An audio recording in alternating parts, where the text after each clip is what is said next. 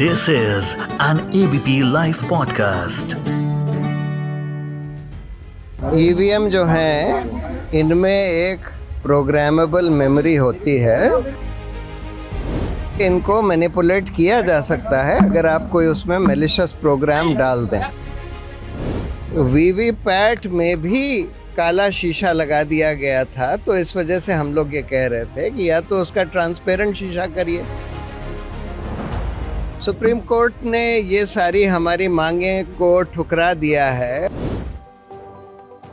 पिछले कुछ वर्षों में चुनाव प्रणाली का हिस्सा रहने वाली इलेक्ट्रॉनिक वोटिंग मशीन विवादों में है।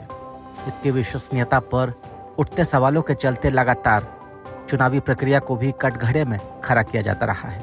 लेकिन देश की सर्वोच्च अदालत ने ईवीएम विवाद पर ऐतिहासिक फैसला सुनाया और वीवीपैट के ईवीएम से 100% मिलान की मांग को खारिज कर दिया। एक तरफ जहां सुप्रीम कोर्ट ने 100% ईवीएम वीवीपैट मिलान की याचिका खारिज की, तो दूसरी तरफ बैलेट पेपर से चुनाव कराने की मांग भी खारिज कर दी। और इस पूरे मामले पर इस वक्त हमारे साथ बात करने के लिए राजनेता और कल की पीठाधीश्वर आचार्य प्रमोद कृष्णम जी हैं। आचार्य जी, स्वागत है आपका। Thank you Rajesh ji. Supreme court का ईवीएम वीवीपैट कंट्रोवर्सी पर जो फैसला आया है, आप कैसे देखते हैं इसको? एकदम देश के हित में फैसला है, लोकतंत्र के हित में फैसला है और देश की जनता इस फैसले से बड़ी खुश है। सुप्रीम कोर्ट ने ईवीएम को लेकर जो फैसला किया है, जो फैसला दिया है, वो उन तमाम लोगों के मुंह पे एक बड़ा जोरदार तमाचा है जो आए दिन ईवीएम का रोना रोते थे, जो दिन रात ईवीएम का नाम लेकर के, ईवीएम का बहाना बना करके दिन रात नरेंद्र मोदी जी को कोसते रहते थे। एक्चुअली उनको ईवीएम से कुछ लेना देना नहीं है, उन्हें तो कोई ना कोई बहाना चाहिए मोदी को कोसने का, मोदी को गाली देने का, मोदी को अपमानित करने का, मोदी को झूठा सिद्ध करने का, मोदी को बेईमान सिद्ध करने का। तो वो जो ईवीएम का मुद्दा था, वो आज देश की सर्वोच्च अदालत ने उसको एक तरह से खत्म कर दिया और देश की जनता को एक नई आशा की किरण लोकतंत्र में दिखाई दी है इस फैसले के बाद। तो आचार्य जी, लगता है कि आपको अब सुप्रीम कोर्ट के फैसले के बाद भविष्य में कभी सवाल उठेगा ईवीएम पर? नहीं, ऐसा नहीं है। सवाल ये फिर उठाएंगे, रोज उठाएंगे, क्योंकि इनका सुप्रीम कोर्ट में भी विश्वास नहीं है, इनका चुनाव आयोग में विश्वास नहीं है, किसी संवैधानिक संस्था में इनका विश्वास नहीं है। ये सत्ता के लिए पागल हो रहे हैं। इन्हें सत्ता चाहिए, इन्हें सत्ता किसी भी कीमत पे, इन्हें सत्ता चाहिए। इन्हें सिद्धांतों से कोई मतलब नहीं है। ये सब के सब लोग ईवीएम पर फिर सवाल उठाएंगे। सुप्रीम कोर्ट के फैसले के बाद उठाने नहीं चाहिए, लेकिन उठाएंगे। ये इसलिए उठाएंगे कि असली बीमारी ईवीएम में नहीं है, असली बीमारी तो इनके दिमाग में है। और इनके दिमाग 2024 में जब रिजल्ट आएगा तो उसके बाद और खराब हो जाएंगे। ये सब पागल खाने जाने की तैयारी करेंगे। और मुझे बता, एक सवाल मैं पूछना चाहता हूँ कि अगर ईवीएम खराब है तो कर्नाटक सरकार को इस्तीफा दे देना चाहिए।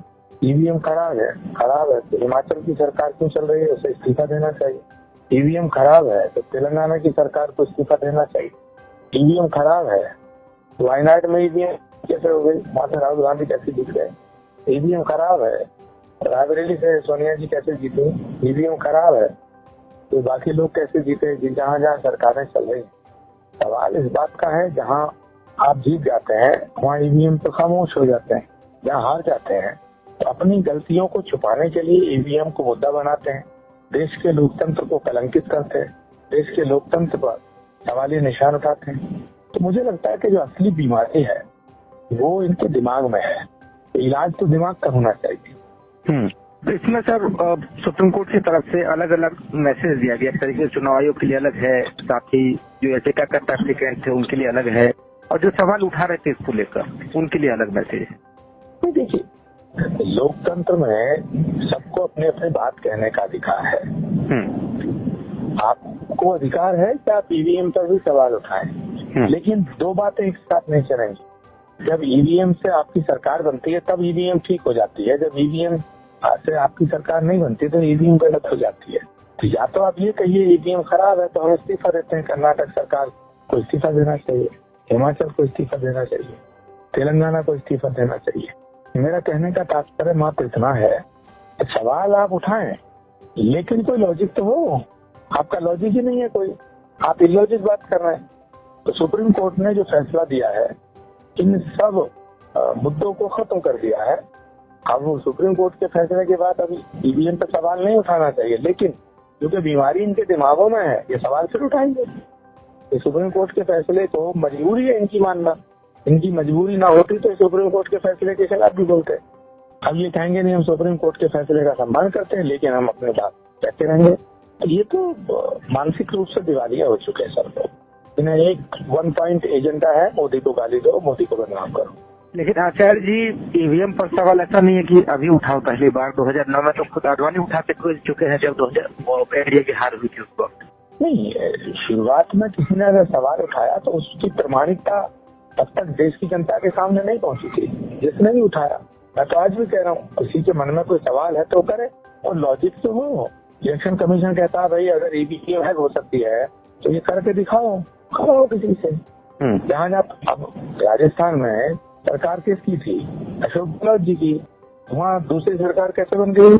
छत्तीसगढ़ में प्रचंड बहुमत था, भूपेश बघेल जी का, वहाँ सरकार कैसे बन गई? तो जब तुम्हारी सरकार बनी ईवीएम ठीक थी और जब बीजेपी की सरकार बनी ईवीएम गलत हो गई। तो ये दोहरे मापदंड है, ये नहीं चलेंगे। आचार्य प्रमोद कृष्णम जी, एबीपी लैब पॉडकास्ट के साथ बातचीत करने के लिए बहुत शुक्रिया आपका। This is an ABP Life podcast.